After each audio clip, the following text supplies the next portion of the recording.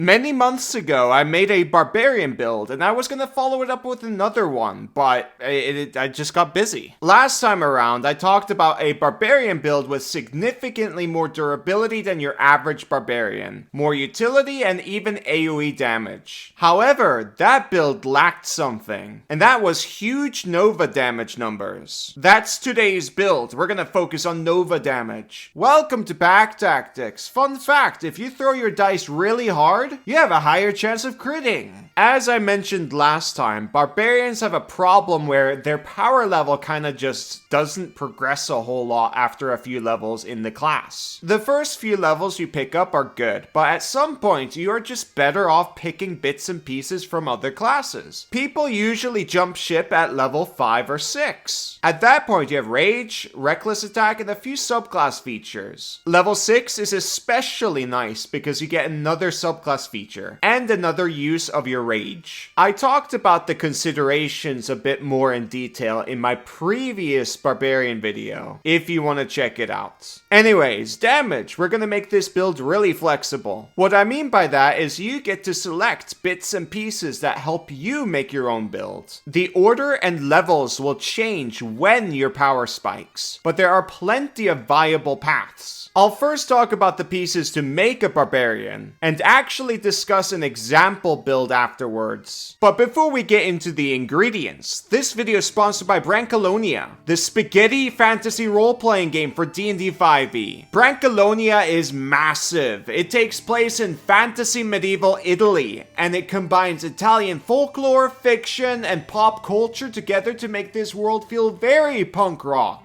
The best way I can describe it is low fantasy with a sense of humor. Like, look, their module book is literally called the Macaronicon. Kobold, I want to eat pasta! Gator, I'm hungry for content too, and Brancalonia delivers. There's new races, you can play as demi-giants, rat people, literal devils, and you can even play as Puss in Boots. On guard! There's new subclasses for every class, and the module has a new class called the Puppeteer that lets you control puppets. There's new magic items, feats, and ba-da-ba-ba-ba. There's also new mechanics for brawl fights for taverns, shoddy loot mechanics, and what I think is the coolest is the bounty mechanics. This fantasy Italy is full of thieving bandits and knavish companies, and you're part of them. So there's mechanics for your actions. Suddenly you have a huge bounty on your head. Check out Brancalonia, it's available right now. Link in the description. I highly recommend getting the core book and Macaronica. If you like low fantasy, then you're going to love this. This is the best low fantasy take for D&D 5e I've ever seen. And right now, they're working on another book called the Spaghetti Fantasy Bestiary. It's going to have cooking mechanics in it too. Kobold, I get to make pasta! Yes, you do. Maybe you get to fight the spaghetti monster, I don't know. Anyways, back to the video. Our first ingredients is Barbarian levels, obviously. It's important to get extra attack at level 5, but you can go to level 6 as well. Zealot is a strong choice here. It deals good damage. Wild Magic Barbarian might be even better though, because they get a Bless-esque feature. This does a lot of damage together with Great Weapon Master feats. But best of all, Giant Barbarian. This is new from Big B's and is the strongest Barbarian in the game currently. At level 3, you can become bigger, which means you have a bigger melee range, and you can also add your rage damage to thrown weapons that use strength.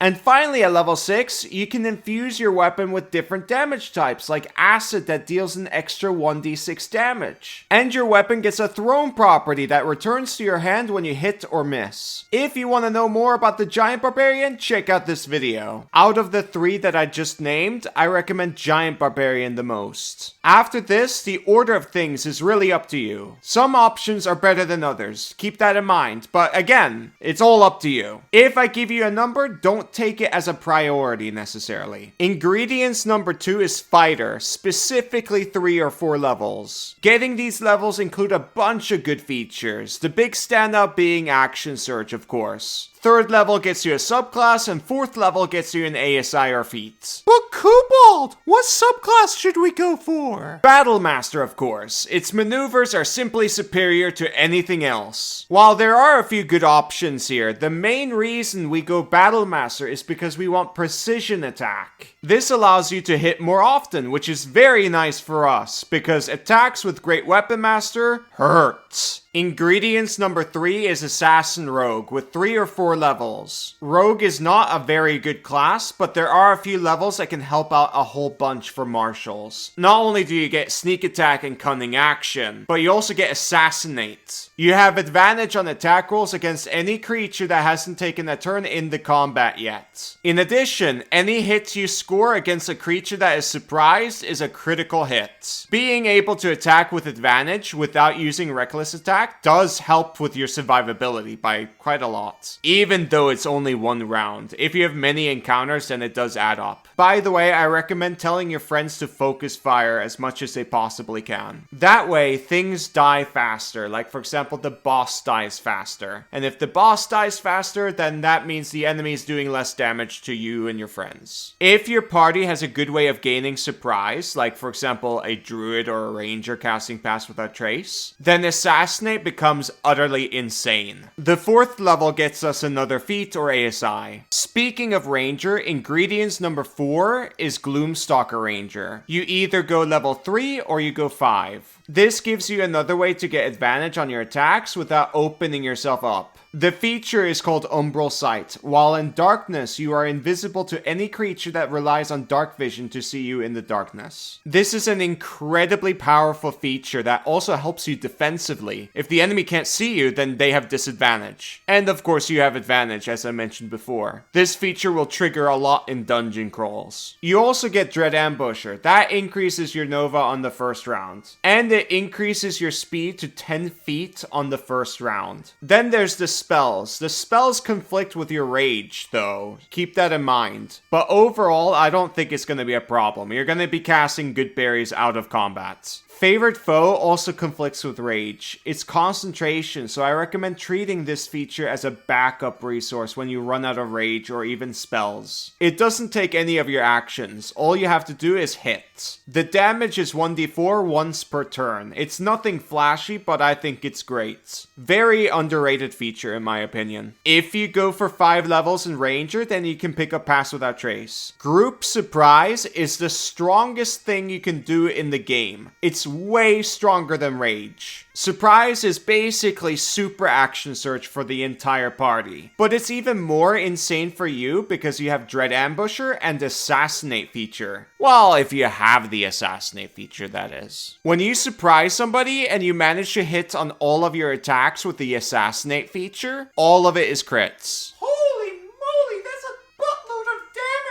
When you don't need Pass Without Trace anymore, like for example, the fight is very long, then you can drop concentration and just start raging. You're gonna have to judge for yourself if it's worth it or not, of course. You can also potentially pick up Spike Growth, and this is great for like hallways and stuff. It's a very powerful control spell that can conserve your rage. I highly recommend considering this one as well. And of course, again, 4th level gets you another ASI or feat. The 5th ingredient is 1 level in Cleric. Your best option is Peace Cleric because of Emboldening Bond. It's an insane feature, which works great with Great Weapon Master. If you go this path, I recommend taking this at level 9, because at that point, your proficiency bonus increases to 4. Alternative subclasses are Forge for extra AC, Life Cleric for better berries, or even Twilight Cleric. And then we get into the really spicy ingredients. Hexblade Warlock or Divine Soul Sorcerer. This does make your stat array look really funky though. But I wouldn't consider this as a bad option because there will be plenty of times where you aren't in rage, where the shield spell could come in handy. The most devastating thing that can happen to a barbarian is that they lose initiative and get swarmed immediately. It makes sense because they're right in the front. That's why having something like shield is very handy. This will save your life. And if you take my advice with the other levels like Ranger and Cleric, then you have quite a bit of spell slots to save your life. Now it's time to put everything together,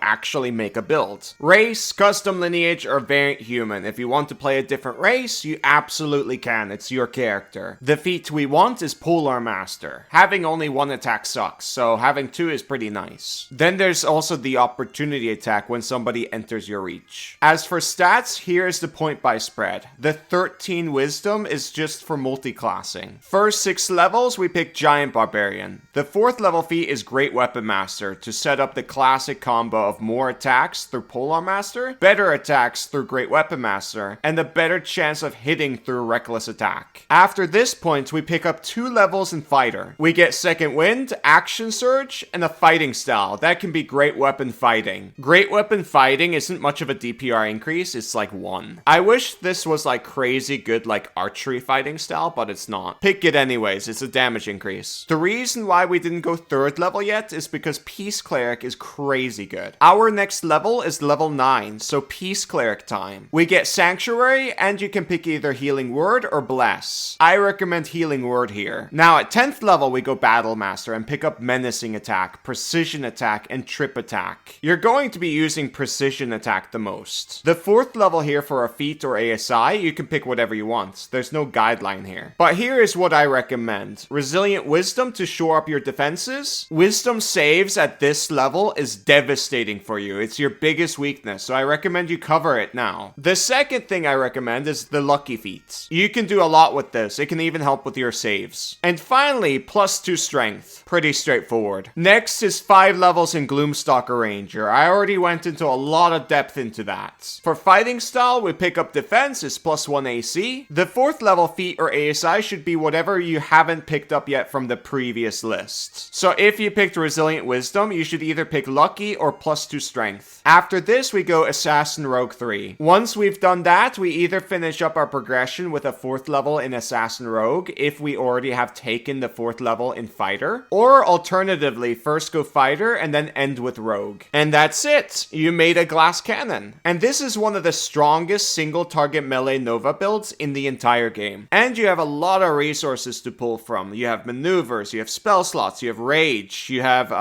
favorite foe. All of this will be handy in a long adventuring day. And the fighter features like action surge and maneuvers, you get them back on a short rest. You can keep going for a very long time. There's also plenty of interesting roleplay opportunities here. This is not a traditional brute. This brute learns from all kinds of different fields. And I think that's interesting. He has a lot of backgrounds to find his craft. And that is hitting really, really hard. If you went the sell it route, that could be interesting with the cleric levels. The rest of the progression, like Battle Master, Gloomstalker, and Assassin Rogue, is pretty easy to explain. It's just you want to increase your martial prowess through different fields. End of video. If you liked this video, please like, comment, and subscribe. By the way, don't forget to check out the Spaghetti RPG. It's really good. Thank you for watching. Bye-bye.